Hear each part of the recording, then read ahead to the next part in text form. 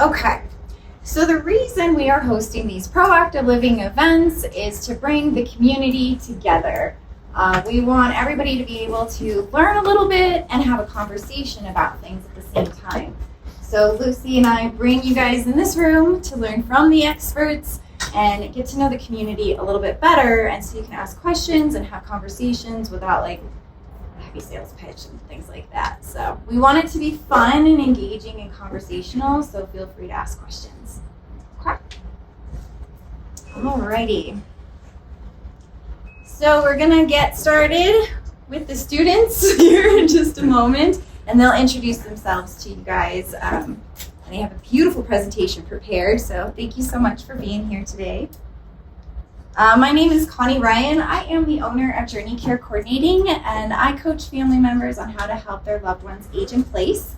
I do a variety of different things, but my goal is to really help seniors and their families create a plan and have that support team with them as well. So you go forward with a good roadmap and a good compass and the right support. So thank you again for being here. And my co-host, Lucy. So I'm Lucy with the Seniors Blue Book. If you don't know what we are, we're a telephone book for senior resources. So as we age, really as we do anything in life, we need resources. And when we talk about resources, it's not just like, oh, we need resources to go find some food because we're having a shortfall this month. It's resources to go have fun. It's resources to learn new things. It's resources for care. It's a lot of different resources. So don't be afraid of it. It's like I said, it's like a telephone book. We have 50 categories of information, comparison grids for senior housing and home health. So if you are ever needing those, you can sort of narrow your search down quickly. So anyway, that's what we are. We also have a website, but apparently it's having some issues right now, so I don't recommend it. Just read the book. Call me. The book is great. Hey, Alexandra, what are you doing? Are you coming in for us? Any room? Of course. Welcome. My friend Alexandra, she used to work for me like 100 years ago. And sit right up front of you. There you go. Welcome, Alexandra. Oh, So anyways, that's it. That's all I have. Moving along. that's it? No. We're just getting started. Just a quick shout out to the Senior Center here. They do let us host these classes and let you guys come for free as well. So if anyone would like to make a $1 donation, leaves this room, goes right to that front desk. So that's what that's for. So we can continue to do these kinds of things. And then our next event will be July 21st, Paying for Care. Ms. Jolynn and Donnie will be presenting at that one as well. August 18th, we're going to do a senior volunteer fair. So if you are interested in finding volunteer opportunities, or you have friends who are interested in finding volunteer opportunities, we will have people set up here outside, I I think think. we're gonna. Hopefully, it's not gonna be a sweltering August day, but we'll see. Yeah, we'll maybe see. outside, maybe around here. Yeah. And so it'll be a little bit of a different structure. We're not going to have speakers, but you'll be able to talk to different people at their tables. And then September 15th is Leaving a Legacy. I can't remember who's speaking at that one yet. I think we have a variety of people. Since we're doing Paying for Care, the Leaving a Legacy is not just about a financial legacy. It's about other kinds of legacies that you may be leaving. We'll talk a little bit about financial too, but Yeah. different ways to look at leaving your legacy. Yeah. So everybody got those dates marked? Okay. All right, that's all I really have. So come on up, ladies. I'll switch you over here. Hello, everyone. So we have a fun presentation to give today, and it's set up as a PowerPoint as if it's going to be a lecture, but I'd really like to open this as a discussion. We have lots of prompts, for everyone to be involved in discussing, but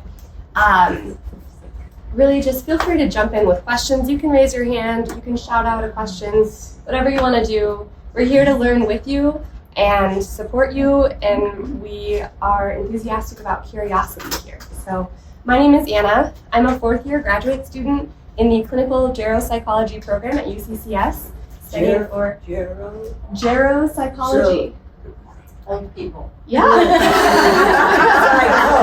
Of Of older adults and aging. Yes. I was like, is that neuro? Yeah.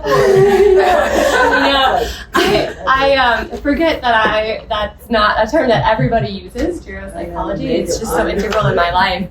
Yeah. So clinical psychology with a specialization in gerontology. Yes. Yeah.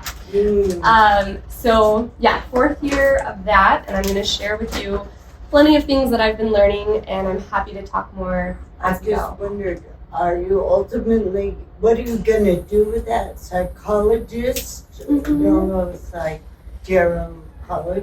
Yeah. That's for older people, right? I Right. mean, it's the new thing that you think you'd see more of them. I was just in New York for a while, and I went to a fellow that was, and he was older too. And I did feel more comfortable. I thought, well, young people, they haven't been through this. They really don't know. It's book learning, you know? And he was in his 60s, and that was pretty good. I thought of all the people he'd seen through the years, and I felt very comfortable. Right, so you might want to explain it. Well, if you like, I mean, it's up to you. We can talk about my career interests at the end. I understand. There are lots of avenues to go to work with older adults in the community. Being able to present here at a senior center with you guys, this is one way that I get to share my knowledge that I have the privilege of gaining. But we'll talk as we go about what really geropsychology is. You'll learn as I present different topics, really. Do you guys want to introduce yourselves too real quick? Oh yeah, so I'm Courtney. I'm a 2nd year grad student at UCCS studying health promotion and working with Paige on her. I can't hear with the mask on. Okay, do you Yeah, mind she needs to speak up. You need loud. Yeah. Okay. Well, for everybody. They don't fight hard, I told you. But they can let you know. Basic. So yeah, my name's Courtney. I'm a UCCS student, grad student, 2nd year, studying health promotion and working with Paige. Awesome. And I'm Lindsay. I'm also a 2nd year health promotion graduate student at UCCS, and I'll be talking with you all about some physical activity, some things about physical health. So we'll cover physical activity, nutrition, water intake, and a little bit about meditation and sleep as well. Okay. So it might be a few minutes before I summon you guys if you want to make yourselves comfortable here in the back. So this morning we'd like to cover a few things with you. We'll talk as a group about what it means to age and how that might have different meanings for all of us. We'll go through, my portion will be functional anatomy of your brain and what areas of cognition are out there that we measure and how this relates to the aging brain. And then we'll talk about activity and the brain, meaning social activity and engagement, physical activity and engagement, and we'll also, in those domains of cognition, talk about how to engage cognitively. And then we'll briefly discuss the value of learning new skills, and we'll break out into 3 separate activity groups so we can all kind of do something that might be engaging that we would enjoy. And we'll regroup and talk about connections in the area if we need any resources. Any questions before we get going? Okay. So I'm going to open this to the group. What does aging mean to all of you? Anyone want to jump in? I'm very curious about this. Not being able to do things as well as I used to. Getting tired is more easily. That feels like aging. Yeah. So feeling like you're not able to do the things that you used to do as well. As well. And you noticed an increase in fatigue. Yeah, that's it. Great. And I've heard someone else say getting to the end. Well, where else would you be going? Yeah. I guess maybe, I don't know. I'm not given to know everything. Yeah, that's fair. Depends how busy Time. it was in your life as to where you may be Time. going. Well, that way, yes. Well, I know That's a whole different So we've got a great comment here. Time to actually enjoy what I'm doing. Yeah. So can I rephrase, does that mean when you get to a certain age, you have more time to enjoy. Or you just realize that you can take more time. Yeah. That it's okay Yeah. to be happy in the mundane of life. Yeah. Okay. And hopefully you'll have the capabilities to do it. Mm-hmm. Yeah. Yeah. So I'm hearing some attributes to aging in older adulthood that are maybe negative. Like, yeah, it can feel really, really bad sometimes. We can feel like we're declining in our abilities. One thing about aging to me is when I go through the fast food lane, I'm telling the person that's serving me to slow down, don't talk so fast because I can't understand what you're saying. Yeah, yeah. So a difference in our sensations, right? It's harder to hear, harder to see, harder to understand and think quickly. Right. Yeah, that makes sense. So it would be frustrating. So we've maybe noticed some negative attributes to aging. We've noticed some positive attributes, like we've been able to reflect on our life a little bit more and decide what we value and take time to spend things, or to spend time on things we value. Or neutral, right? The very matter of fact, chronologically, we are closer to the end of our life than we are closer to the beginning of it. Other thoughts on the definition of aging? So I'm going to stick with something that's neutral, because the science of aging is moving toward this neutrality a little bit more, where aging used to be considered a decline. We would see this graph, change that, but we would think of aging as sort of we would be younger and start very low in anything that we can do, and then we would reach some sort of peak in our middle adulthood where we were at our prime, and then the rest of aging would decline, right? It's not necessarily true that that is the case for every person or every area of life. So aging really, overall, in totality, aging is a change in ourselves over time. Aging is continuing to develop. It is not that we have, there's no peak unless we're looking at a specific area of our life. Illness. Sure, yeah. So I'm gonna keep that at the back of our mind. If you guys can do the same, we'll talk more about that. But this is kind of the frame that I take when I present on aging in older adulthood. I know that everyone in this room is not declining in every way possible. I also know that maybe we have some challenges that we didn't used to have at a different point in our life. I had a condition that my abilities, I was in my 30s, in my abilities. Mm-hmm. So I used to joke, people say, wait till you get older. I said, I don't have to wait till I get older. It's already happening. Yeah, absolutely. Illness and disease can hit us at different times in our lives. It just so happens that the longer we are alive, the more likely we are to develop a chronic disease. And that's part of why it feels like that's just aging. Why do they put an age on when you're old as 65 or older? Mm-hmm. I mean, geriatrics, where does it start? Not at age 65. It has to start earlier because people age quicker sometimes when they're younger. When you get your discount at any. The age thing, there are two reasons I can think of for having a hard set rule.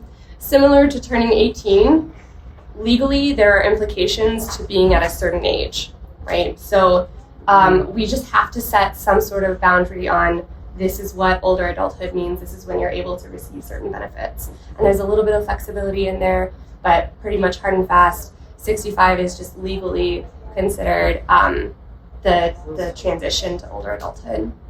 But it is a lot more fluid than that, and it's an individual process. Yeah. Okay. Thank you for bringing that up. Other thoughts or questions? So, what does health mean to you guys? Not having to go to the doctor very often. Okay, yeah. So being in good health means you don't need your physician. Yeah. Other thoughts? There's so many physicians. Yeah. Oh, so Oh, not yeah. having all of the specialists, right? Okay. Yeah. Sure. Don't have any give your toe. Mm-hmm. Mm-hmm. Yeah. Being able to travel someplace besides. Oh, yeah. So having more to your life than being home or being at the doctor's office. Yeah, that makes sense to me. So health, I want to open up the door to our specialists in the back. If you guys have any thoughts on a definition of health that is unbiased, unless I've put you on the spot, which is fine.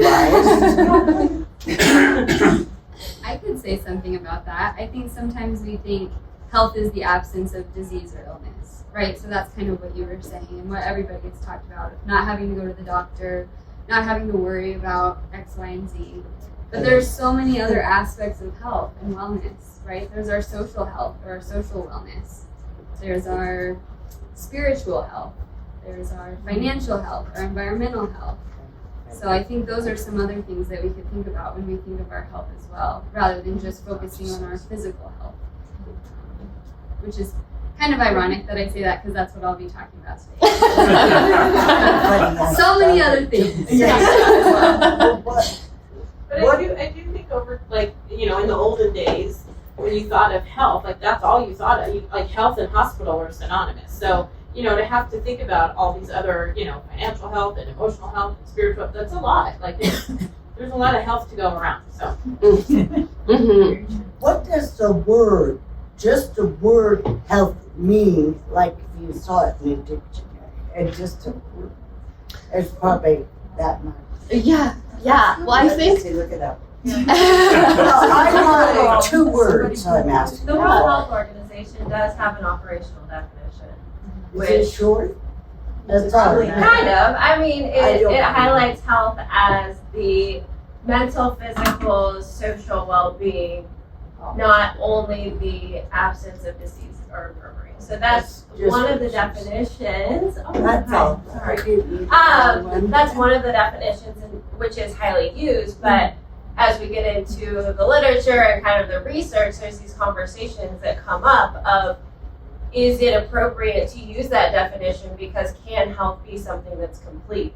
And then are we saying that if you don't have each of those complete, then you're not healthy? And so these are some of the conversations that come up. This just happens to be my area of research and finishing up my dissertation, and that is where my head is right now. So it's a viable question, right? And it's going to look different to everybody. And how do each of us identify those things that we prioritize, right? So to me, it could be, you know, I'm engaging in physical activity, I'm healthy, right? For Lindsay over here, it could be social engagement, I'm healthy. And so how do we each prioritize those different aspects or elements that could predict health to help define our own health? So my guess is each of us would have a different definition. I'll let you know in December. So, yeah, no, it's viable, right? But there is no easy definition for it, which makes it so complex yet engaging. so thank you. Sorry for all that. Yeah, no, it's a great question. I mean, clearly the definition of health is not yet. It's very broad. Yeah. And so we're talking today about health, cognitive health, health in the rest of our life. But I want to emphasize that what it means to be healthy doesn't necessarily mean absence of disease or illness, right?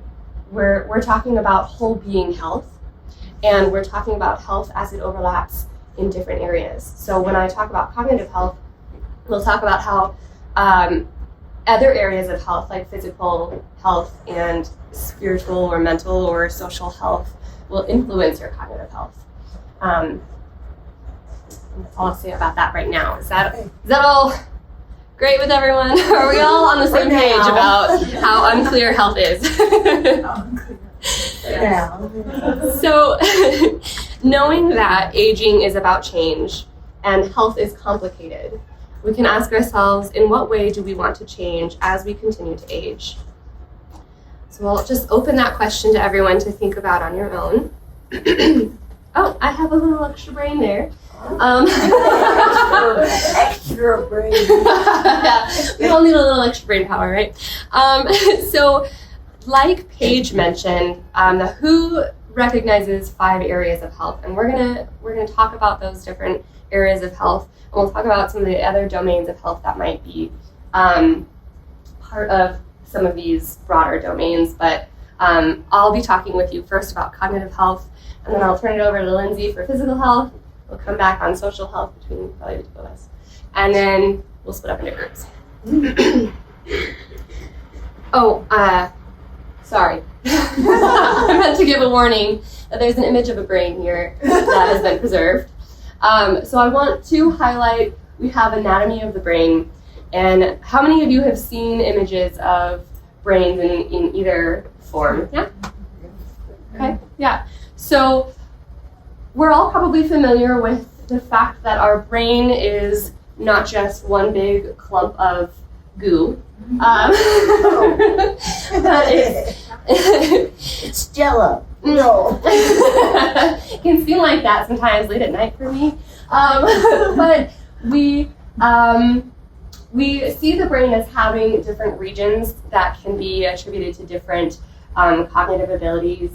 So we have a frontal lobe, which is broadly this area, and that can do a lot of higher order thinking, complicated thinking. We'll talk more soon. Then we have the temporal lobe, which is over here on the side. You think your temples, this side of your head. So the temporal lobe, that does a lot with memory and some language, as well as the parietal lobe, which is over here. The parietal lobe is related to more of that language and interpretation of things. Your occipital lobe is back here, maybe, well, yeah, here. And that, think vision, first and foremost. That's where a lot of your vision is processed. And then, not in this image, but here you can see this clump, that's your cerebellum. That's down here, at the back, and sort of underneath the cerebral part. So the cerebellum is more about muscle movements, physical movements, things like that. And then interior to all of that, because your brain is a 3D object, right? So inside these areas is your insular cortex, and that's a lot of emotion processing. Yeah. Do these areas, do they shrink or parts of them die or something is why your brain deteriorates? Is the only word I know to use, deteriorate. Yeah, so deterioration, or the cell death, can occur in some diseases. I think, so in normal aging, we do see some cell death occurs over time in global, so like all areas. It doesn't usually happen in a particular area unless there's been an injury or some sort of underlying health condition that would lead to that. Generally, though, there is some cell death that looks like the brain would be shrinking. That doesn't mean that there are actual impacts in your ability or your behavior. So, like in Alzheimer's or dementia. Right, that's when it's a problem. That's when there's cell death at a very large scale that does lead to impairment. Yeah. So, in more detail, I won't go through all of this. I just want to point out that we can split up the brain regions even further and pinpoint certain areas that are more responsible for certain cognitive abilities than other areas. Diseases. Can I get a copy of that? Sure, I can share this PowerPoint with you if you want. So sometimes certain diseases, I would think more about when we have a specific injury. So has anyone heard of Phineas Gage? Sounds like that. Okay, so back in like, Picture in a book.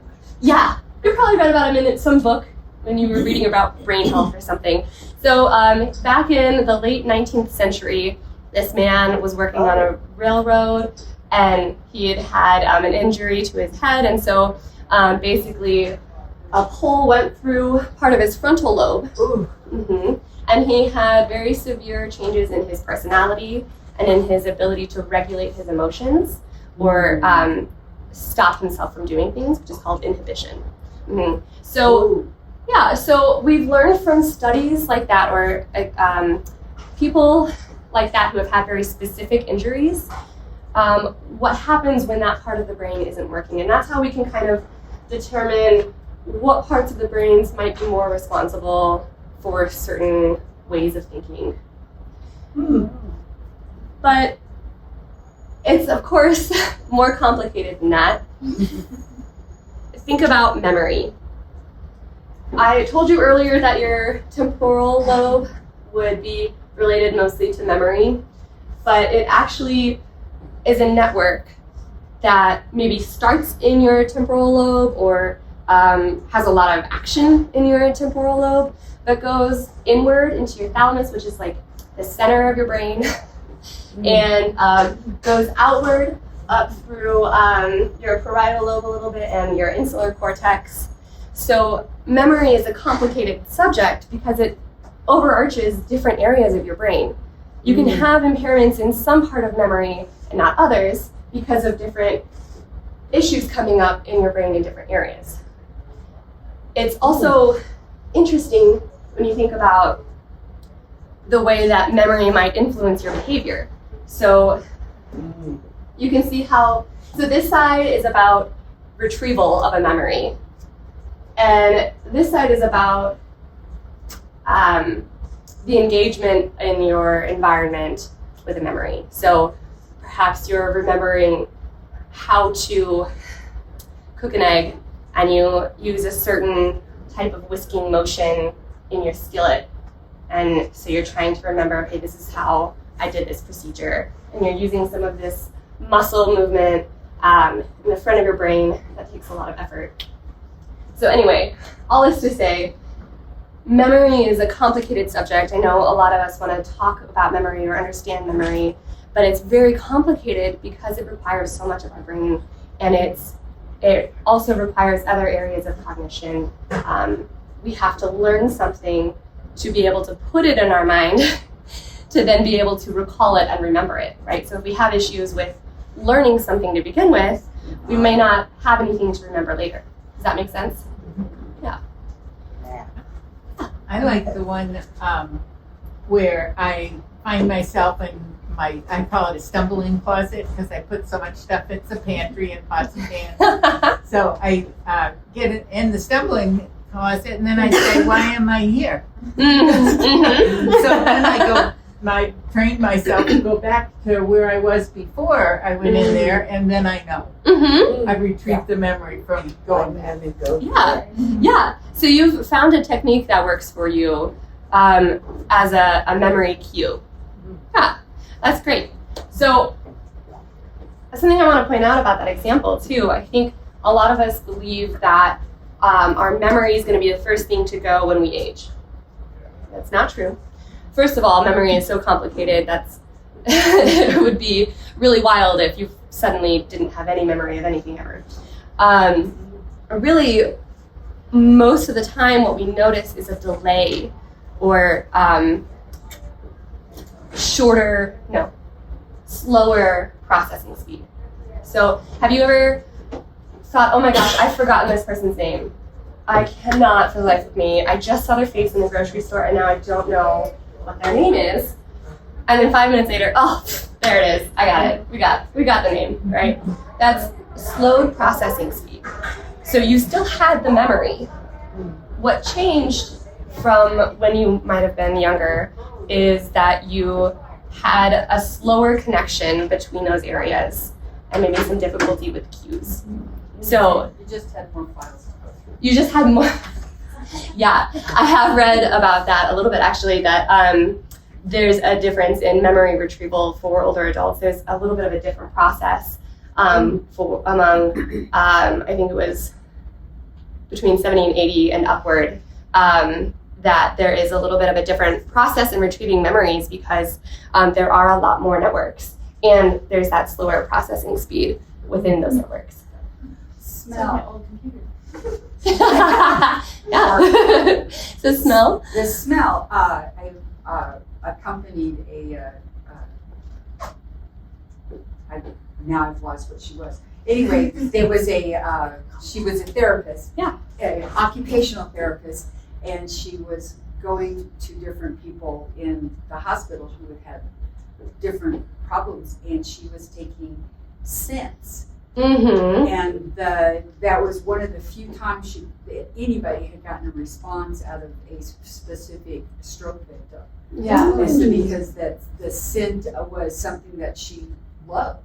Yeah. Was bananas. Okay. Oh. So it was a scent of banana smell. I mean, so she's Interesting. and it was like, oh. So I have since then attempted to make sure that I have an olfactory factor in my memories that I want to keep.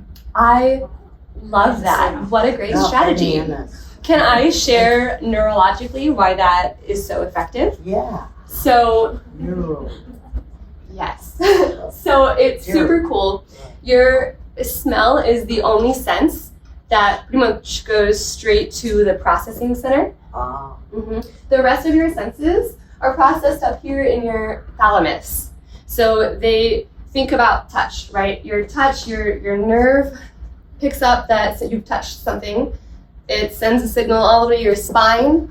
Whoa. Your spinal cord takes it all the way up to your thalamus. And in your thalamus, there's a decision of where do we send this information. It can go to your hippocampus, which is sort of that main memory region of trigger a memory. And it can go to other areas like your premotor and motor circuits, or it can go straight back down to your spinal cord, and that's what a reflex, different subject. But anyway, so your thalamus sends that message to a bunch of different areas. But when you have smell, and taste is part of smell a little bit, when you have smell, it goes straight to your amygdala. And your amygdala processes emotions, really strong emotions like fear, anxiety, anger, and the stronger joy emotions a little bit. It'll also trigger that insular cortex for more complicated emotions. So you'll notice that emotional response more immediately with smell. Yeah. Wow. Very cool. Thanks for bringing that up. What happens when people can't smell anymore? Yeah, I don't know. I don't know. I imagine they would still have an emotional response to a memory. Maybe if they reflect on a certain smell, maybe that would trigger something. The way imagination works in our minds, that can sometimes set a network going if we imagined it. But I'm not certain. Okay, so fun with the brain. Yeah. So memory, like we said, it's really complicated, but it can also be assisted with a lot of cues like this. So when we have strategies like using context or other words to help us, creating a story to try to link a lot of seemingly unrelated information, that helps our memory because our brains like structured information more than the unstructured stuff. So you're using a cue that helps your brain because it likes the structure. Where does that fall in here? That is verbal memory. Verbal? Okay. Yeah. Okay. The same with that list of items. Does everybody remember that? I do that a lot. It's the only way I could remember certain things, like another movie star's name is Colin Ferguson. The only way I can remember that, I think of calling my car company. Colin Ferguson. Oh, I like that. That's clever. Oh. Have you ever I'm all, what? have you ever made a strategy that's actually more complicated than the item itself that you try to remember? Like I've done that to myself so many times. What if you get a new car? Yeah, what if you get a new car? You gotta find a new cue. So, there's receptive language, which means you're understanding. So what, like being able to interpret in words or information. We have memory, and I've only included verbal and visual, but there's another way to distinguish between memory is structured and unstructured, or episodic versus semantic knowledge. So episodic is remembering a memory that you have, when we think of, in my childhood, I did this thing, I remember this particular event, like the day that I graduated high school. Semantic memory is knowing that you have a high school degree. Does that make sense? So we can categorize memory differently in different ways. And when we're looking in neuropsychology or looking into diagnoses, we look for all of the different patterns, the different ways that a person may be having an easier or a harder time with their memory, beyond just the two domains, if that makes sense. Okay.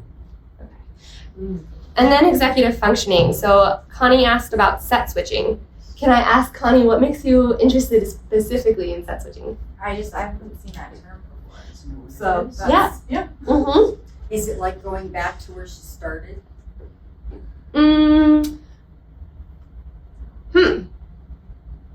I don't think so. Oh. I have to think about that. Changing where she was. So executive function is an umbrella term that we use for a lot of the more complicated or demanding tasks. These are things that take a lot of our attention and a lot of mental energy, and they're the things that usually occur up in your frontal lobe. I have a question. Sometimes when I can't sleep at night, I'll go through the whole alphabet, and I'll list 5 words that begin with A, 5 words that begin with B, 5 words that begin with C, and I go through the whole alphabet down to Z. Yeah. And it seems to relax my mind. Wow. You're still awake after you get to Does that sleep? fall under order of letters? Not quite, but we'll be talking a little bit more about how important sleep wellness is and meditation. It sounds more like that's a meditative experience for you. So it's not too cognitively demanding, but it's demanding enough. The same way counting backwards from 100 by 3, it's soothing. It's not too demanding. You don't have a time pressure, right? But it's demanding enough that your mind doesn't start wandering to other things. Yeah. Okay. I have a wonder. So set switching is a particular type of executive function. It used to be called multitasking. Oh. But the reason it's not multitasking is because that term is inaccurate. We cannot do 2 things at once. Set switching means you go from one thing to another thing, And back to the thing. So you are holding your place in the other item while you address this other thing, Yeah, I and then you heard hold the that. place and you do the next thing. Yeah. Cool. Like punching around the house. Like speaking and drinking coffee, eating and reading a book. Yes. Patting your head Yes. and rubbing your tummy and doing one. Right. Oh, that's difficult lately. Or you could think of as well when you're in the grocery store and you're in one aisle and you're thinking about all of the ingredients that you need to make a particular dish and you didn't write them down. And you're thinking, okay, well, what of those items do I need to have in my cart that are in this aisle? And so then you kind of pause this bigger list and you look at the aisle in front of you and say, okay, these are the items that are here, and then you put those in your cart, and then you go back to the larger list and you say, okay, where am I going to go next? So it's set switching because you are thinking about 2 different things and kind of going back and forth. Does that make sense? Okay, cool. often when we talk about cognition, a lot of anxiety comes up for audiences when we think about, okay, I'm aging. Does that mean that my brain is declining? Do I need to worry about my ability to think and take care of myself? So this, I want to point out that Alzheimer's disease and other dementias, progressive neurodegenerative diseases are not a normal part of aging. So let's clarify now that Alzheimer's is not say it a one more part of time. aging. right, Alzheimer's disease, dementias in general, are not a normal part of aging.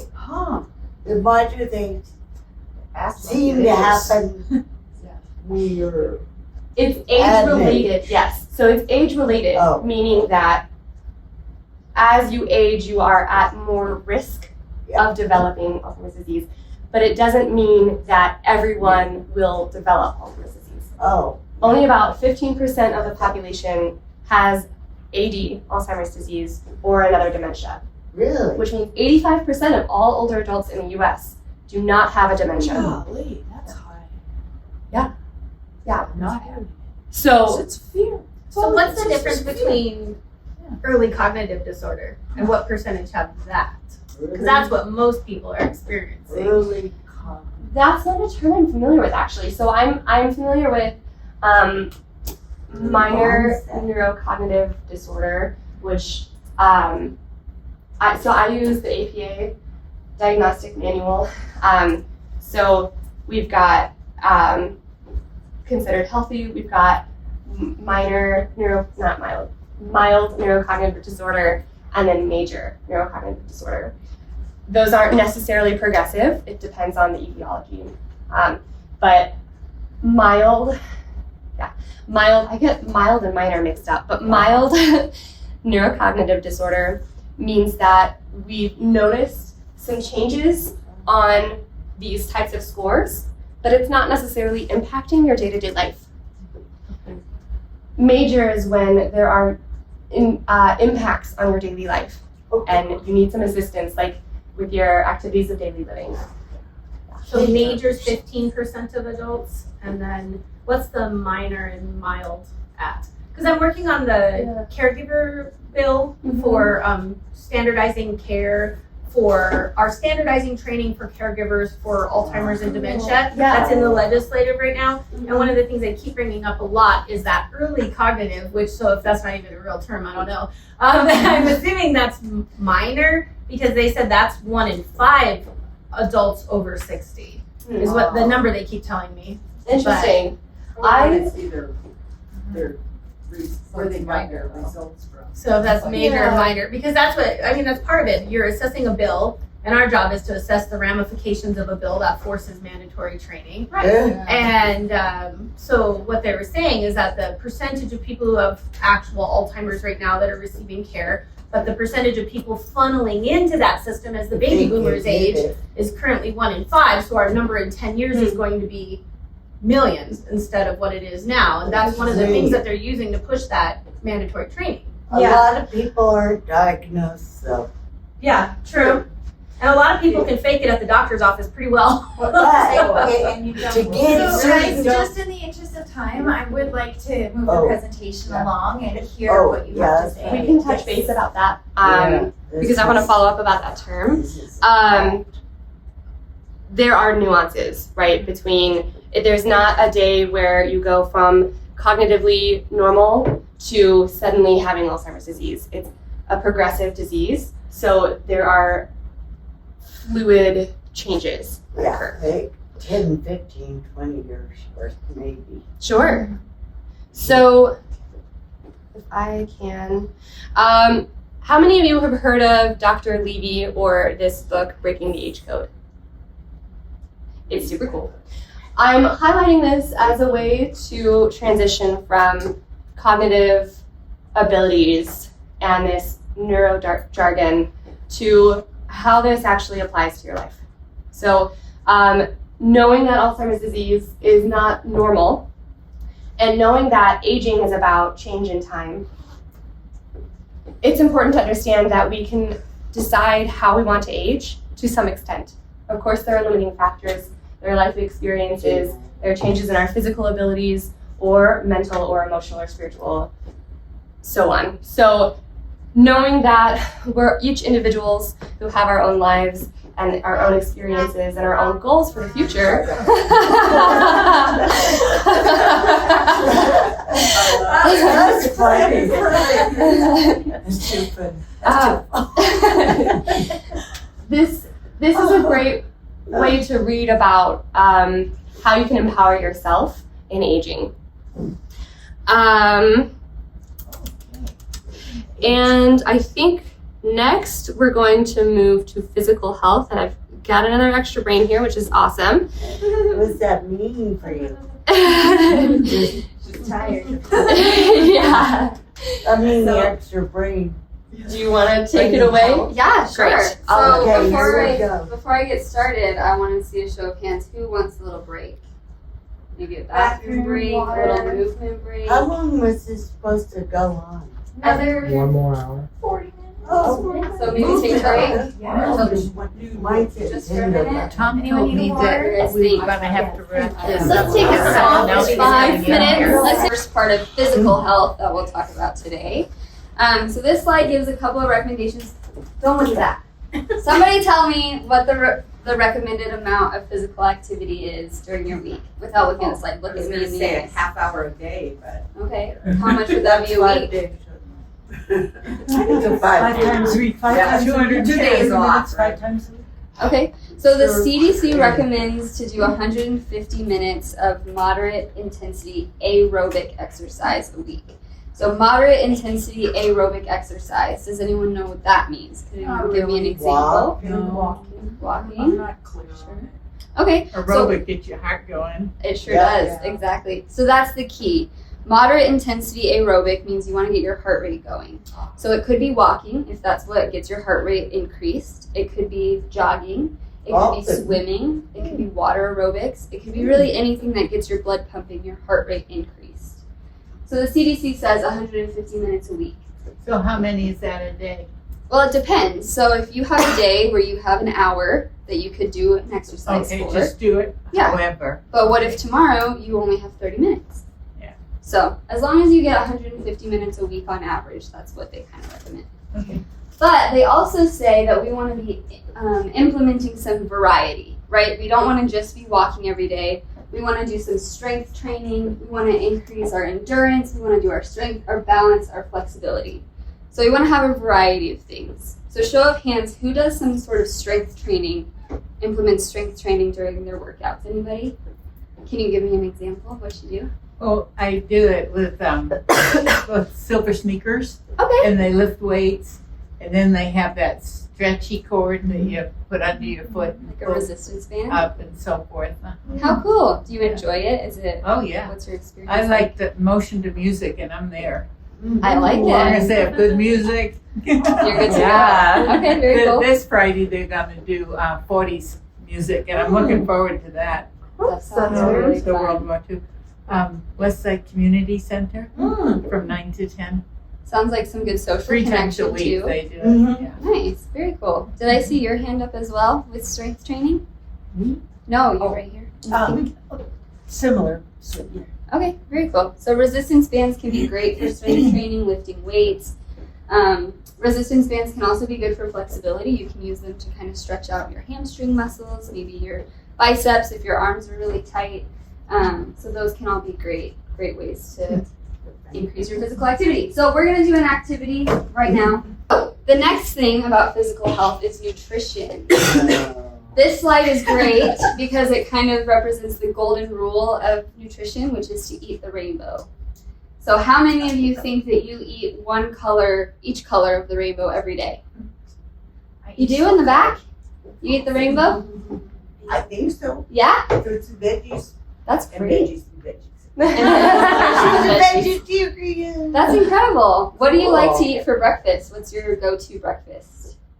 Breakfast is always some kind of a fruit thing and eggs, veggie sausage. You know, the I can't remember what they're called. Plant-based. Plant-based. That's awesome. Very cool. So eating the rainbow is important because these colors have this chemical called phytochemicals. And phytochemicals are really important and helpful for your body in detoxification.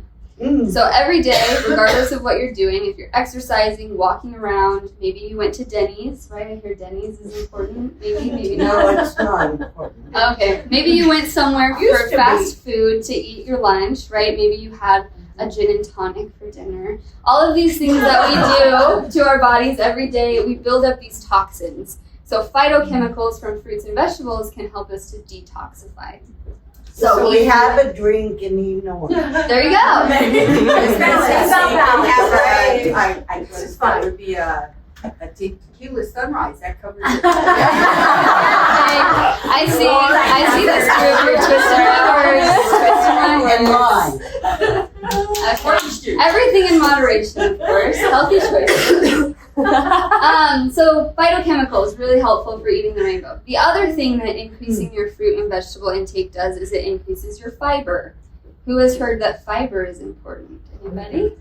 Fiber helps with your digestion, but it also helps with what's called your gut microbiome. Clearing it out. Yeah. Has anyone heard of your gut microbiome before? What have you heard? Anything interesting? That you really need probiotics. Yeah. Especially if you do something like take an antibiotic. There you go. Oh, Yep. yeah. So antibiotics can clear out your gut microbiome, but your gut microbiome is sometimes called your second brain because it helps regulate your mood, your emotions.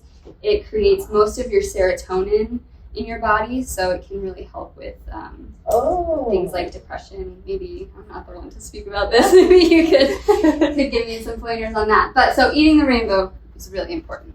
That's beautiful. Yeah. And affording the rainbow.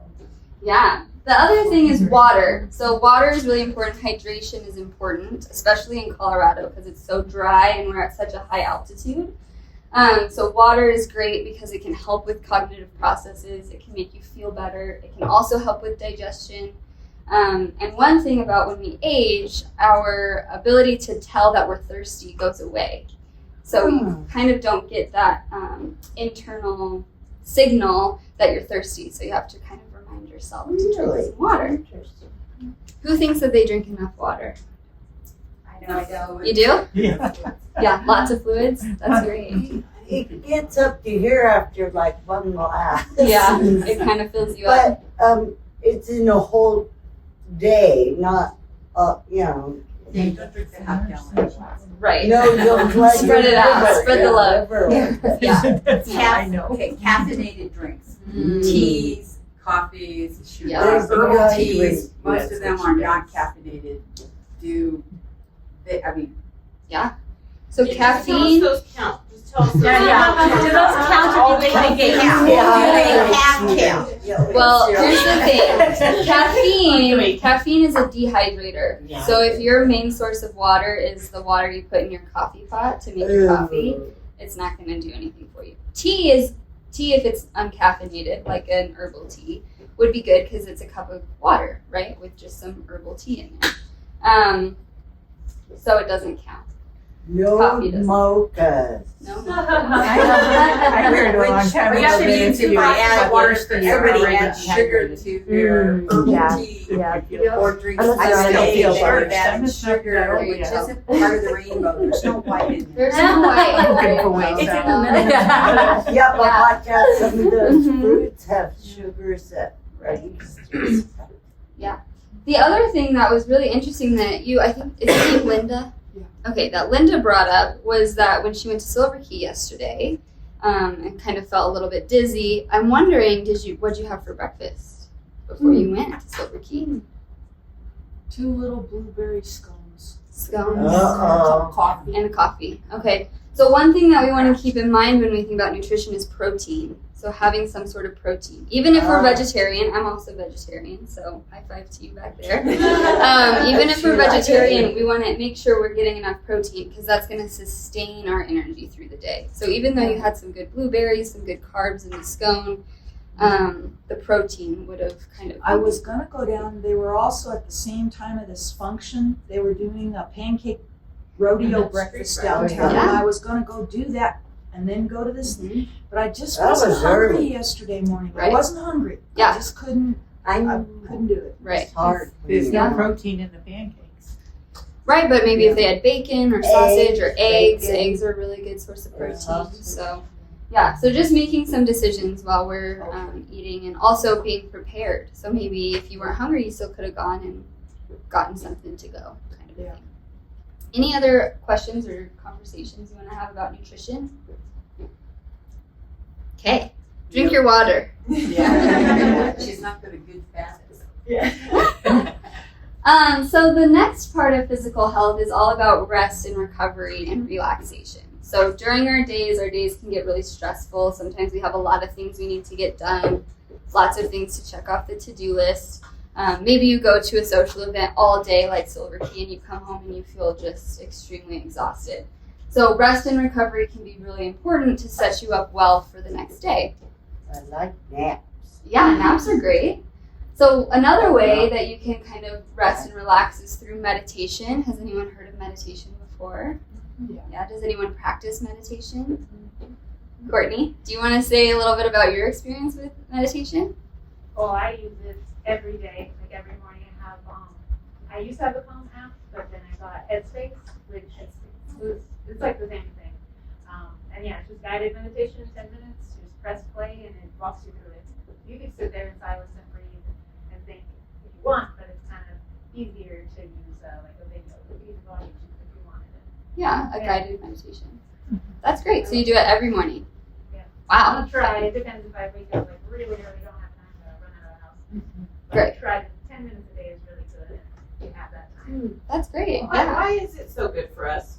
Because I don't sit still. I can't, it's so hard for me to just stop for even 10 minutes in a day. Yeah. And I think, while I'm sitting there trying to own myself, I'm like, oh my God, I gotta do my dishwasher.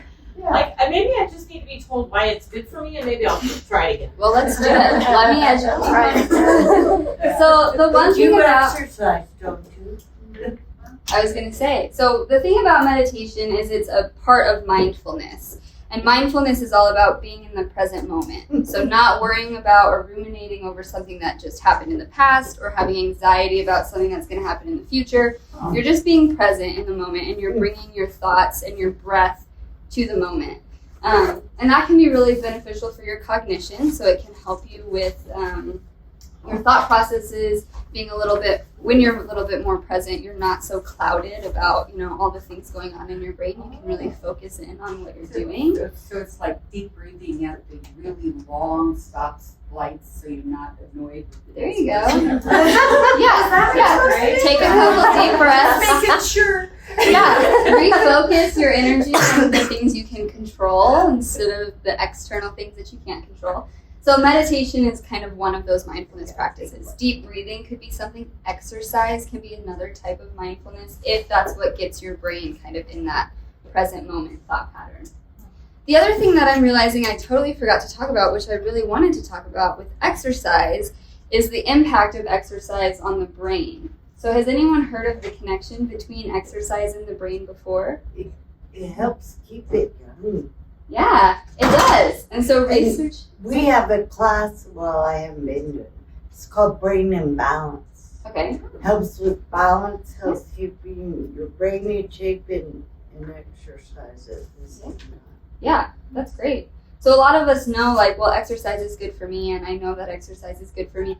But one of the things that research shows us is that if you exercise, especially if you're doing this moderate intensity aerobic exercise, it increases a chemical in your brain called brain-derived neurotrophic factor, which I know is a very long name. It's BDNF, brain-derived neurotropic factor. And BDNF is kind of like Miracle Grow for your brain. Whoa. So if you have a lot of BDNF in your brain, then you have a lot of increased cell development. And I'm getting a little bit nervous because I'm talking to a neuropsych student, so I might not be. I'm health promotion, so. Anyways, if you exercise, you can increase the development of cells in your hippocampus. Now, who can tell me what the hippocampus does? Because Anna told us today. Anyone remember? Oh, come on. It's in the center of your brain, kind of area. Processing center of something very Speech. That's correct. Yep. So the hippocampus is really important for memory, and exercise can increase neurogeneration or the increased number of cells in your hippocampus. And it has to be aerobic exercise? Yeah, so aerobic exercise is really good. Blood flows in it. Yep, So it's just oxygen. good for everything. So who's gonna do their aerobic exercise today? I Right? cannot. Okay, so It's a light. So back to meditation. The other thing about meditation that was interesting with this class or this group today, I forgot her name, but she was sitting right here with Anna, where Anna's sitting. She was saying before she goes to sleep, if she can't sleep, she does the alphabet, right? Yeah. She does 5 things that start with A, 5 things that start with B. Yeah. That's a meditative practice because it puts your brain into a meditative state. It's not very demanding, like Anna was saying. That's demanding. That's Well- staying awake. See, I'm the opposite. Okay. I go to sleep, but it might not be good sleep. Oh, I see what you're saying. Yeah, Okay. it might not be productive sleep. Gotcha. So. Okay, well maybe you could find a different way that puts your brain kind of in that relaxed state. Maybe it's not your cup of tea, is what I'm saying. But Well, I can't. I'm not alert enough to do that. yeah, but maybe there's another practice that would help you. So meditation can enhance sleep because you kind of put your brain into that relaxed state that's primed for sleep. And then the last thing that I wanted to talk about with physical health is attitude. So has anyone heard of the G.I. Joe fallacy before? No. Does anyone know what the slogan for G.I. Joe is? No. Yo, you can't be. No. That's just the army. So G.I. Joe's slogan is knowing is half the battle. But it's a fallacy, which means it's not correct. Because I could stand up here all day and say physical activity is important, nutrition is important, meditation and sleep is important, recovery is important. And you would know that, right? Because I'm telling you. But until you implement, until you do it, that's half the battle. So attitude can really help you to implement some of these behavior changes if you have a positive attitude. If you want to make the changes, if you have hope, if you have positivity, if you have humor about it, that's what's really going to help you to make those changes. And resilience is up there because sometimes you're going to mess up, right? Sometimes you're going to decide to go to Denny's and not eat the rainbow that day. And having the resilience, right? Yeah, that's true. That's one way to look at it. Having the resilience to not get down on yourself for making that decision and being positive and moving forward, seeing the whole picture rather than getting bogged down by those little details. So having a good attitude is what's really going to help you with those healthy behaviors. Any questions about that? Yeah. I've noticed something here that happens with men as we get older. Okay. We get with a group of women, we learn to shut up. You mean you didn't learn that till you got a little mature? How long? Just have you been recently married? learned. 25 years. Oh, I should learn that 24 and a half. My first marriage was 38 and a half years. Learning new Well, lessons every day. That is actually a great segue into social health Yes. because that has to do with our social life, right? Yeah. So Anna will come back and talk to you all about social health. So I'm so glad that this little green brain has shown up on all 3 of these slides. There's nothing like a little continuity to get us here in the morning, right? So we're next going to talk about social. I recognize that it is now 11:35. So if any of you were intending to go to the lunch that started at 11:30, you're welcome to head on out. I'll try to wrap us up as quickly as I can, and we'll have a little bit of a discussion at the end to bring it all together. So the science tells us that it's important to be around other people, right? Did you know that we're social creatures? Yeah, but We actually, animals, but it's interesting when you look back at all of human history, we have always existed in groups. This is the way that we work best, right?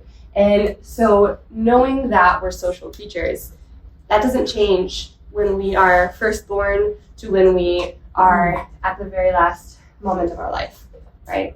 We value our connection with other people. This is human nature.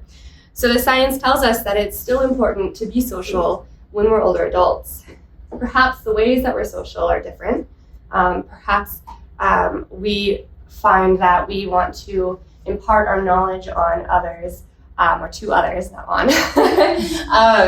But maybe we would rather share our knowledge with others than receive others' knowledge, which is fine. Maybe we find that we don't care for sitting and chatting all day, but we want to do something with someone else. Like, for instance, gardening with a friend, and having an activity where we can do something and accomplish something with another person. So I'm just highlighting that being social is more than sitting and talking with another person, right? So there's also some research that tells us that when we have strain in close relationships, such as with family members, spouses or partners, children, or close friends, that can increase our loneliness and increase or decrease our well-being overall. And as we improve that strain or reduce the strain, we experience less loneliness and better well-being. So there's science to the fact that it's important to maintain our social relationships and maintain positive interactions with the people we care about, because that'll impact ourselves, our own well-being. It can be hard. A lot of us have families that is really difficult, right? The holidays. But the point I just wanted to make with this is that it's important to have some form of relationship that you find supportive and that you find meaningful, even if it's not with your family. If you can get that relationship or that satisfaction with other people, it's important to seek that. Multiple relationships, because I have a friend who recently lost her spouse, and she is literally gone. And then now she's coming back up, but she didn't have the ability to be out. Yes. Yeah. Thank you for bringing this. Having multiple relationships that are close to us is important. The science also tells us that as we age, we reduce our social network pretty intentionally. And this can provide for us a sense of well-being because we choose, you mentioned earlier that we choose to spend our time on things that we care about, right? We recognize, like, I don't have to do all this other stuff that I don't want to do. And the same applies to our relationships or our network. I don't have to spend time with people I don't like. I just don't. Well, that's why I'm alone. So. Which isn't good. It's getting away from the people, but not the halo. Yeah, if there's any theme today, it's balance. I also want to bring up, we've been talking about all of these different areas of health, but when we look at social health, this is when we really see an overlap between areas of well-being or areas of health. When our social health improves, our cognitive abilities can improve, or when we maintain our social relationships, we can maintain our cognitive health. That's not a guarantee, but it's kind of a safety measure for ourselves. When we experience depression due to isolation or any other concern, our depression actually impacts our cognitive abilities. Is depression a mental health issue? It is. Yeah, somebody I know said, oh no, that's a kind of depressed, like if you're having a blue day and you snap out of it after. Yeah, because I have chronic depression and my family, oh, that's not a mental health issue. I said, oh. Yeah, I share that sentiment. Yes, it is a mental health issue, but it can be treated in multiple ways, right? We saw that you can treat your depression a little bit by addressing your health concerns, your diet, by changing your physical activity to be able to encourage endorphin release. Yes. I wanted to say, at our age, that I have a couple of friends too that I've had for like 50 years. But what I wanted to say is there were 6 of us. And Diane, Linda, and Becky have passed on. Oh. So that's really, we're all raising our kids together and complaining about our that's hard. husbands and everything, And so that's hard at our age to have these long times. So now, like, I'm looking for younger doctors. I'll look for younger friends. So they can make you the casserole when I've you had need it. doctors. I've had doctors retire on me too. Yep. It's like, man. We're gonna try to rein it in. I do want to make sure we get out of here on time. Did you have anything you wanted to say real quick, Lucy? No, I just am enjoying everything. Okay. I know that this is super fun and interesting, and you're right that we do experience loss in later life, possibly more so than we do in earlier life. And grief is important to experience. We can still feel connected to the people that we've lost in different ways. That's part of how spiritual health can be important to us. Again, another study that shows us that social well-being can directly impact the rest of our well-being, right? When we experience anxiety, we can ask ourselves, well, what's causing this anxiety? For some people, it might be, I didn't eat the right food today, and now my blood sugar is really low, and I can feel my mind is wandering all over. I feel like there's a pressure to get something done. I'm really nervous, and I'm fearful. That can impact the way that we sleep, right? Who can sleep well when they are anxious? Not me. Yeah. So that our sleep is impacted, and that bleeds over to the next day, right? And then that can impact when we're really stressed our dietary choices. So again, we have that issue of continued low blood sugar or continued poor dietary choices that lend itself to our emotional state. And when we are feeling anxious or depressed, that will impact our cognitive abilities in different ways. It will impact our cognitive abilities. When you experience depression, your memory is not so great. So depression and anxiety actually influence our cognitive abilities across the board and variably throughout the day. So if you notice that you're experiencing something like a mental health condition, you're probably noticing that in other areas of your life. And it can probably be addressed in other areas of your life, such as with diet and exercise changes, with meditation, with appropriate sleep adjustments, and with, of course, I'm always an advocate for psychotherapy. So making sure that you understand yourself well enough to figure out in what way am I feeling out of balance to address my concerns so that I can feel more healthful in all of the areas of my life that I want to. So, we talked, isn't it cute? We talked at the beginning of the presentation about what age means to us and what health means to us. And I'm going to bring it back that aging is about change over time. And really, the emphasis today is about our brain health. And we talked about the neuro parts of brain health. We talked about what is measured cognitively in neuropsychology. But day to day, how do you actually improve your cognitive health? It's learning new skills, engaging with other people, engaging your body physically with diet, going out and learning and doing new things with people. That's really the message that I want to take or disperse here.